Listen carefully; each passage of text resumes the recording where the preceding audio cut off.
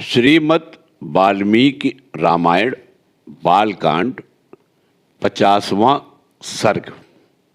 जय सिया राम।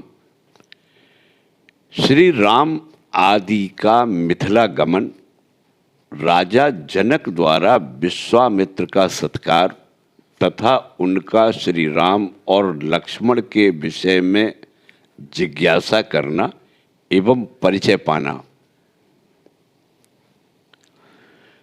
तदंतर लक्ष्मण सहित श्री राम विश्वामित्र जी को आगे करके महर्षि गौतम के आश्रम से ईशान कोण की ओर चले और मिथिला नरेश के यज्ञ मंडप में जा पहुँचे। वहाँ लक्ष्मण सहित श्री राम ने मुनि श्रेष्ठ विश्वामित्र से कहा, महाभाग, महात्मा जनक के यज्ञ का समारोह तो बड़ा सुंदर दिखाई दे रहा है।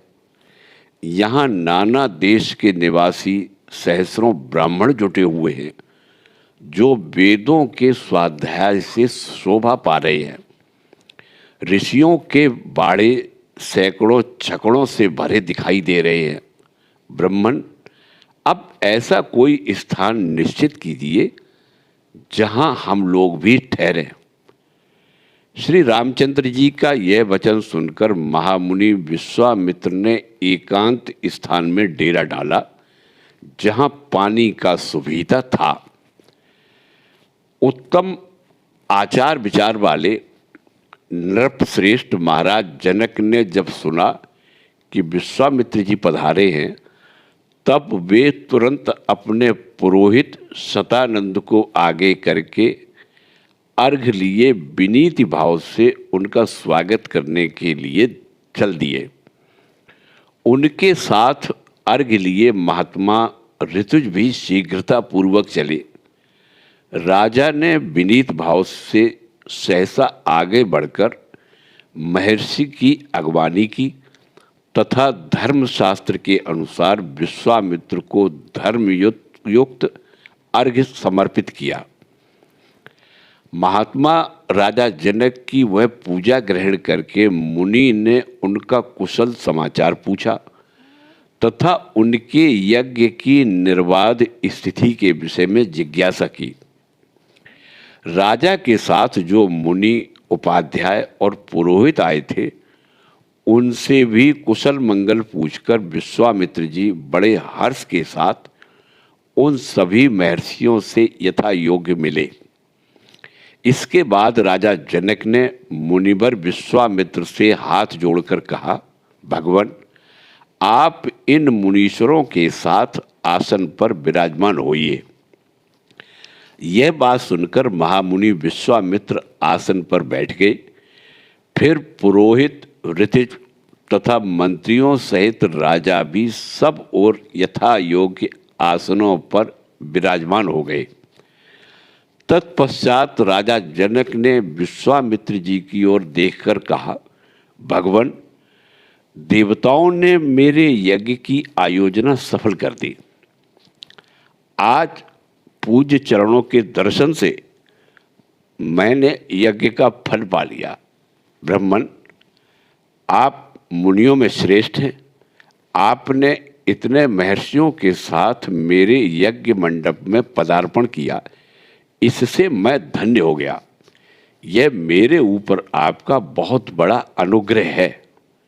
महर्षि, मनीषी ऋतुजों का कहना है कि मेरी यज्ञ दीक्षा के 12 दिन ही शेष रह गए हैं। अतः कौशिक नंदन, 12 दिनों के बाद यहाँ भाग ग्रहण करने के लिए आए हुए देवताओं का दर्शन कीजिएगा। मुनिवर विश्वामित्र से ऐसा कहकर उस समय प्रसन्न मुख हुए जितेंद्रिय राजा जनक ने पुनः उनसे हाथ जोड़कर पूछा, महामुने, आपका कल्याण हो। देवताओं के समान पराक्रमी और सुंदर आयुध धारण करने वाले ये दोनों वीर राजकुमार, जो हाथी के समान मंद गति से चलते हैं, सिंह और सांड के समान जान पड़ते हैं, प्रफुल्ल कमल दल के समान सुशोभित हैं तलवार, तरकस और धनुष धारण किए हुए हैं, अपने मनोहर रूप से अश्विनी कुमारों को भी लज्जित कर रहे हैं, जिन्होंने अभी अभी यौवनावस्था में प्रवेश किया है तथा जो स्वेच्छानुसार देवलोक से उतरकर पृथ्वी पर आए हुए दो देवताओं के समान जान पड़ते हैं। किसके पुत्र हैं और यहाँ कैसे, किस लिए अथवा किस उद्देश्य से पैदल ही पधारे हैं। जैसे चंद्रमा और सूर्य आकाश की शोभा बढ़ाते हैं, उसी प्रकार ये अपनी उपस्थिति से इस देश को विभूषित कर रहे हैं। इन दोनों एक दूसरे से बहुत मिलते जुलते हैं। इनके शरीर की ऊंचाई, संकेत और चेष्टाएं प्रायः एक सी हैं। मैं इन दोनों काक पक्षधारी वीरों का परिचय एवं वृतांत यथार्थ रूप से सुनना चाहता हूँ। महात्मा जनक का यह प्रश्न सुनकर अमित आत्मबल से संपन्न विश्वामित्र जी ने कहा, राजन, ये दोनों महाराज दशरथ के पुत्र हैं। इसके बाद उन्होंने उन दोनों के सिद्धाश्रम में निवास, राक्षसों के वध, बिना किसी घबराहट के मिथिला तक आगमन, विशालापुरी के दर्शन, अहल्या के साक्षात्कार तथा महर्षि गौतम के साथ समागम आदि का विस्तार पूर्वक वर्णन किया। फिर अंत में यह भी बताया कि ये आपके यहाँ रखे हुए महान धनुष के संबंध में कुछ जानने की इच्छा से यहाँ तक आए हैं। महात्मा जनक से ये बातें निवेदन करके महातेजस्वी महामुनि विश्वामित्र चुप हो गए। बुद्धिमान विश्वामित्र जी की यह बात सुनकर महातेजस्वी महातपस्वी शतानंद जी के शरीर में रोमांच हो आया। वे गौतम के ज्येष्ठ पुत्र थे। तपस्या से उनकी कांति प्रकाशित हो रही थी। वे श्री रामचंद्र जी के दर्शन मात्र से ही बड़े विस्मित हुए। उन दोनों राजकुमारों को सुखपूर्वक बैठे देख शतानंद ने मुनिश्रेष्ठ विश्वामित्र जी से कहा, मुनिप्रवर, मेरी यशस्विनी माता अहिल्या बहुत दिनों से तपस्या कर रही थी। क्या आपने राजकुमार श्री राम को उनका दर्शन कराया?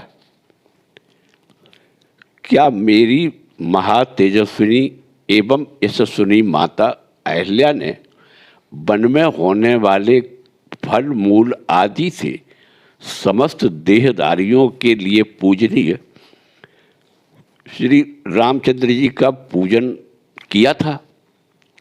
महातेजस्वी मुने, क्या आपने श्री राम से वह प्राचीन वृतांत कहा था जो मेरी माता के प्रति देवराज इंद्र द्वारा किए गए छल कपट एवं दुराचार द्वारा घटित हुआ था? मुनिश्रेष्ठ कौशिक, आपका कल्याण हो। क्या श्री रामचंद्र जी के दर्शन आदि के प्रभाव से मेरी माता शाप मुक्त हो गई, पिताजी से जा मिली? कौशिक नंदन, क्या मेरे पिता ने श्री राम का पूजन किया था? क्या उन महात्मा की पूजा ग्रहण करके ये महातेजस्वी श्री राम यहाँ पधारे हैं? विश्वामित्र जी, क्या यहाँ आकर मेरे माता पिता द्वारा सम्मानित हुए श्री राम ने मेरे पूज्य पिता का शांत चित्त से अभिवादन किया था? शतानंद का यह प्रश्न सुनकर बोलने की कला जानने वाले महामुनि विश्वामित्र ने बातचीत करने में कुशल शतानंद को इस प्रकार उत्तर दिया, मुनिश्रेष्ठ, मैंने कुछ उठा नहीं रखा है। मेरा जो कर्तव्य था उसे मैंने पूरा किया। महर्षि गौतम से उनकी पत्नी अहिल्या उसी प्रकार जा मिली जैसे भृगुवंशी जमदग्नि से रेणुका जा मिली हैं। बुद्धिमान विश्वामित्र जी की यह बात सुनकर महातेजस्वी शतानंद ने श्री रामचंद्र जी से यह बात कही। नरश्रेष्ठ, आपका स्वागत है। रघुनंदन, मेरा अहोभाग्य जो आपने किसी से पराजित न होने वाले महर्षि विश्वामित्र को आगे करके यहाँ तक पधारने का कष्ट उठाया। महर्षि विश्वामित्र के कर्म अचिंत्य हैं।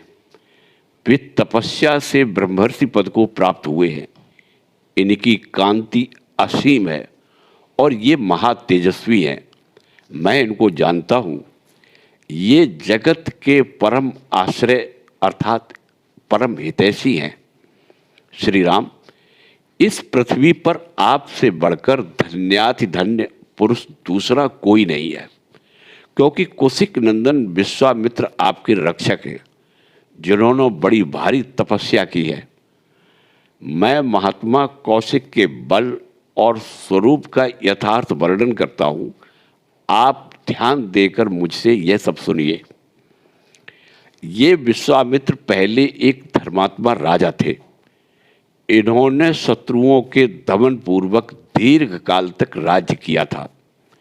ये धर्मज्ञ और विद्वान होने के साथ ही प्रजा वर्ग के हित साधन में तत्पर रहते थे। प्राचीन काल में कुश नाम से प्रसिद्ध एक राजा हो गए हैं। वे प्रजापति के पुत्र थे। कुश के बलवान पुत्र का नाम कुशनाभ हुआ। वह बड़ा ही धर्मात्मा था। कुशनाभ के पुत्र गाधी नाम से विख्यात थे। उन्हीं गाधी के महातेजस्वी पुत्र ये महामुनि विश्वामित्र हैं। महातेजस्वी राजा विश्वामित्र ने कई हजार वर्षों तक इस पृथ्वी का पालन तथा राज्य का शासन किया। एक समय की बात है, महातेजस्वी राजा विश्वामित्र सेना एकत्र करके एक अक्षौहिणी सेना के साथ पृथ्वी पर विचरने लगे। वे अनेकानेक नगरों, राष्ट्रों, नदियों, बड़े बड़े पर्वतों और आश्रमों में क्रमशः विचरते हुए महर्षि वशिष्ठ के आश्रम पर जा पहुँचे, जो नाना प्रकार के फूलों, लताओं और वृक्षों से शोभा पा रहा था।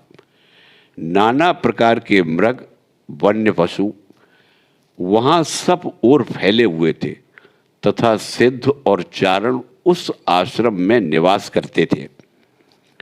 देवता, दानव, गंधर्व और किन्नर उसकी शोभा बढ़ाते थे। शांत मृग वहाँ भरे रहते थे।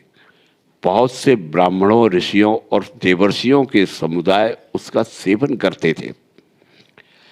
तपस्या से सिद्ध हुए अग्नि के समान तेजस्वी महात्मा तथा ब्रह्मा के समान महामहिम महात्मा सदा उस आश्रम में भी भरे रहते थे। उनमें से कोई जल पीकर रहता था, कोई हवा पीकर। कितने ही महात्मा फल मूल खाकर अथवा सूखे पत्ते चबाकर रहते थे। राग आदि दोषों को जीतकर मन और इंद्रियों पर काबू रखने वाले बहुत से ऋषि जप होम में लगे रहते थे। बालखिल्य मुनिगण तथा अन्यान बैखानस महात्मा सब और उस आश्रम की शोभा बढ़ाते थे। इन सब विशेषताओं के कारण महर्षि वशिष्ठ का आश्रम दूसरे ब्रह्मलोक के समान जान पड़ता था। विजयी वीरों में श्रेष्ठ महाबली विश्वामित्र ने उनका दर्शन किया।